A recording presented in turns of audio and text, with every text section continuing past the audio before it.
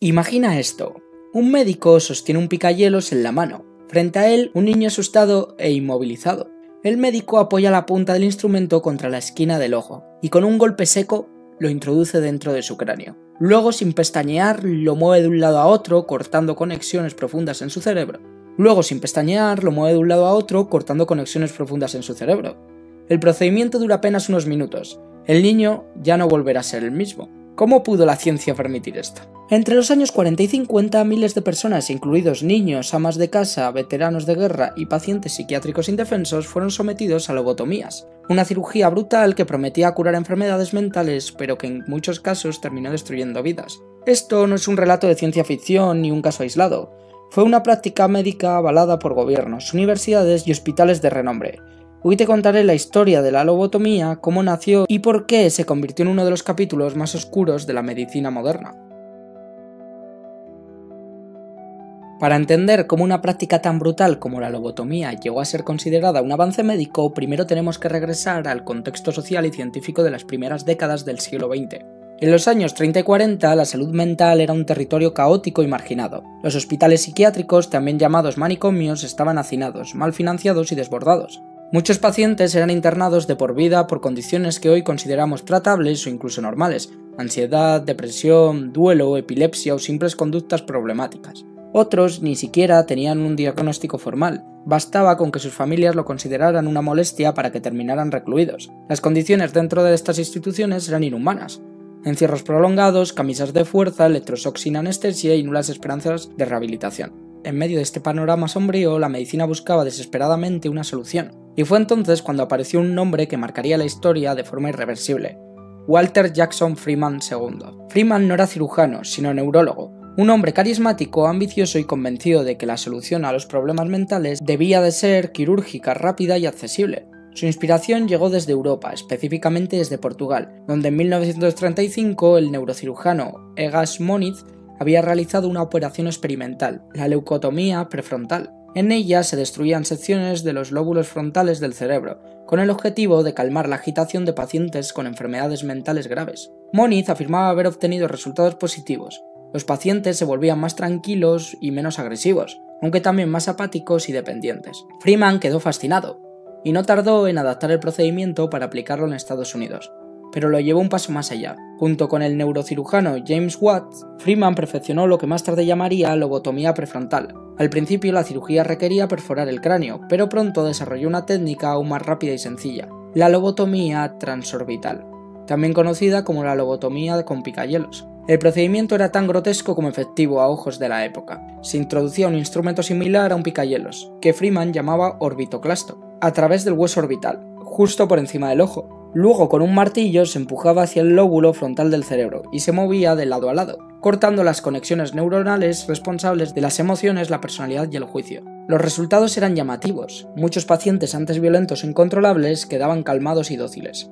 Algunos familiares lo veían como un milagro. Freeman se convirtió en una figura mediática aplaudido por periodistas, médicos y políticos. Realizaba demostraciones públicas, recorría el país en una furgoneta a la que llamaba su lobotomóvil, y ofrecía el procedimiento en hospitales rurales que carecían de cualquier recurso. En una ocasión realizó 25 lobotomías en un solo día. Para la sociedad de aquel entonces, la lobotomía representaba esperanza, orden y progreso médico. Se le otorgó a Egas Moniz el Premio Nobel de la Medicina en 1949, lo que validó aún más el procedimiento a nivel internacional. Y Freeman fue visto como un visionario que había domesticado el caos de enfermedades mentales. Pero la historia, que parecía heroica, escondía un trasfondo mucho más oscuro, porque lo que nadie quería ver era el alto costo de esas operaciones: pacientes que perdían su identidad, su voluntad y su humanidad. La técnica por la que Walter Freeman pasaría a la historia no nació en un quirófano sofisticado. No requería un entorno estéril ni instrumental quirúrgico de alta precisión. Bastaba una camilla, un martillo y un instrumento largo y puntiagudo que originalmente era un picahielos de cocina. A este método lo llamó lobotomía transorbital. La premisa era sencilla, casi brutal en su lógica. Si las enfermedades mentales provenían de circuitos neuronales disfuncionales, entonces bastaba con interrumpir esas conexiones para resetear al paciente.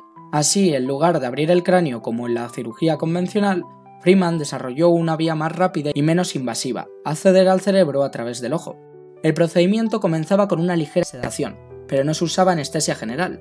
Freeman creía que no era necesaria. A veces se utilizaban electroshocks para dejar inconscientes al paciente temporalmente.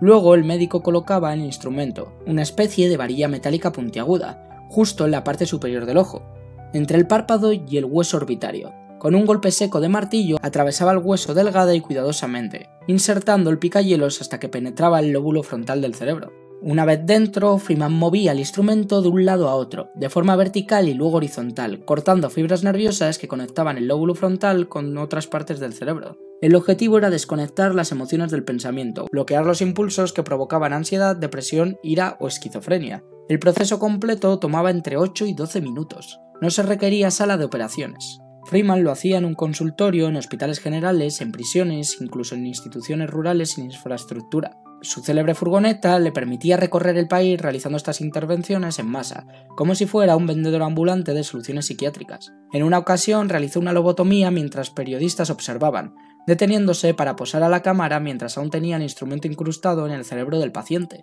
Freeman era hábil, rápido y completamente desprovisto de duda. Se jactaba de haber realizado más de 3.500 lobotomías en total, algunas a pacientes tan jóvenes como de 4 años. Uno de los casos más estremecedores fue el de Howard Dooley, quien a los 12 años fue sometido a una lobotomía simplemente por tener un comportamiento difícil en casa. Su madrastra lo consideraba rebelde y distante. Freeman lo examinó durante 10 minutos y firmó la orden quirúrgica. A Howard le introdujeron los picahielos en ambos lóbulos frontales. Años más tarde, él mismo dijo: "No entendía qué me estaba pasando, me sentía como si algo dentro de mí se hubiera apagado". Así era el procedimiento, frío, clínico e irreversible. Durante un tiempo, aceptado, promovido y celebrado como un tratamiento revolucionario, una cirugía sin bisturí, sin hospitalización y sin cuestionamiento ético. Pero lo que Freeman llamaba pacientes calmados, otros pronto comenzarían a ver como vidas destruidas. Miles de personas fueron lobotomizadas, entre las décadas de 1930 y 1950, pero detrás de cada número hubo una historia humana que muchas veces terminó en silencio, olvido y devastación. Una de las víctimas más conocidas fue Rosemary Kennedy, hermana en el que ese momento iba a ser el futuro presidente John Kennedy. Rosemary no tenía un diagnóstico clínico formal, pero era descrita como lenta para aprender y con cambios emocionales frecuentes. En realidad, todo indica que sufría una leve discapacidad intelectual. En una época donde las apariencias lo eran todo, su padre, Joseph Kennedy, temía que la conducta de Rosemary empañara las aspiraciones políticas de la familia. Así, sin consultarlo con su esposa ni con el resto de la familia, Joseph autorizó que Freeman y el cirujano James Watts realizaran una lobotomía en Rosemary, cuando tenía apenas 23 años. Durante la operación, los médicos le pedían que hablara y recitara textos. Su habla comenzó a arrastrarse. Cuando ya no pudo formar palabras, supieron que habían cortado demasiado. Después del procedimiento, Rosemary quedó con una capacidad mental equivalente a la de una niña de 2 años. Nunca se recuperó. Fue internada en un convento fuera del ojo público, donde vivió el resto de su vida. La familia Kennedy ocultó el hecho durante más de 2 décadas, pero Rosemary era solo el rostro público de una epidemia silenciosa. Los registros muestran que más de 40.000 lobotomías fueron realizadas solo en Estados Unidos. Muchas de las víctimas eran niños y adolescentes internados por problemas de conducta bajo diagnósticos imprecisos como retraso mental leve, trastornos emocionales o incluso por ser demasiado activos. Freeman operó a varios menores de edad. Uno de los más jóvenes fue un niño de 4 años a quien lobotomizó porque tenía arrebatos emocionales. No eran solo niños, muchas amas de casa fueron intervenidas por sufrir depresiones posparto, ansiedad o lo que en esa época se consideraba histeria femenina. En realidad, muchas estaban simplemente cansadas, deprimidas o atrapadas en matrimonios opresivos, pero eso bastaba para ser etiquetadas como inestable. Una lobotomía prometía convertirlas en mujeres dóciles, obedientes y sumisas. También hubo miles de veteranos de guerra, soldados que regresaban del frente con traumas profundos, lo que hoy se diagnostica como TEPT, trastorno de estrés postraumático. Eran considerados peligrosos o inestables. En los años posteriores a la Segunda Guerra Mundial, hospitales psiquiátricos militares vieron un incremento en el uso de lobotomías, como una solución rápida para pacificar a los veteranos que no se adaptaban a la vida civil. La mayoría de los pacientes no mejoraban, solo se volvían más tranquilos y menos funcionales. Los efectos secundarios eran devastadores. Pérdida de la capacidad cognitiva, dificultades para razonar, recordar o tomar decisiones simples, apatía emocional extrema, dejaban de reír, llorar, sentir amor o ira, alteraciones motoras, movimientos lentos, torpes, pérdida de coordinación. Muchos quedaban en un estado semicatatónico y depresión y despersonalización total. Pacientes que antes eran independientes, creativos y activos se convirtieron en seres pasivos, indiferentes y sin voluntad propia. Algunos morían poco después de la operación, otros sobrevivían muchas décadas recluidos en instituciones, convertidos en fantasmas vivientes. Lo más perturbador es que todo esto ocurría bajo el respaldo de la comunidad médica. Freeman no era un paria, sino una celebridad.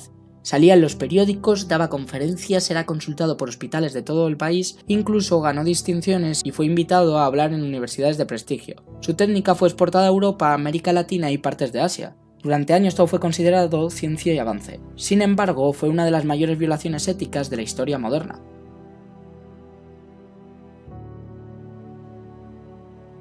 Durante más de una década, la lobotomía fue tratada como un avance revolucionario. Era rápida, barata y sobre todo funcional. No curaba, pero calmaba. Sin embargo, poco a poco las grietas comenzaron a notarse. Los informes clínicos comenzaron a reflejar lo que ya era evidente en los pasillos de los hospitales. Los pacientes lobotomizados no mejoraban. Algunos sufrían recaídas, otros desarrollaban trastornos aún más graves, y algunos simplemente morían por hemorragias cerebrales o infecciones tras la operación. La comunidad médica, que al principio aplaudía el método, comenzó a cuestionarlo abiertamente. Varios psiquiatras y neurocirujanos expresaron su alarma. Y esa era otra de las grandes fallas. El consentimiento informado no existía. Muchas veces las familias eran presionadas a firmar papeles sin entender el alcance del procedimiento. En otros casos, como el de Rosemary Kennedy, el paciente ni siquiera sabía que sería intervenido. Los derechos de los enfermos no estaban protegidos legalmente. De hecho, se consideraba que no sabían lo que era mejor para ellos y eso le daba al médico el poder absoluto. James Watts, el propio compañero de Freeman, en los primeros años se distanció del procedimiento. Cuando Freeman comenzó a realizar la lobotomía transorbital sin su ayuda y sin anestesia general,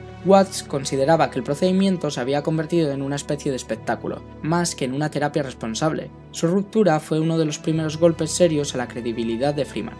Pero el golpe más fuerte no vino de la ética, sino de la química. En 1954, la empresa Rhone-Poulenc sintetizó un fármaco llamado clorpromazina, comercializado en Estados Unidos. Fue el primer antipsicótico de uso masivo y cambió por completo la historia de la psiquiatría. Este fármaco ofrecía algo que la lobotomía nunca pudo prometer, un tratamiento farmacológico reversible y no invasivo para la esquizofrenia, la psicosis y la agitación severa.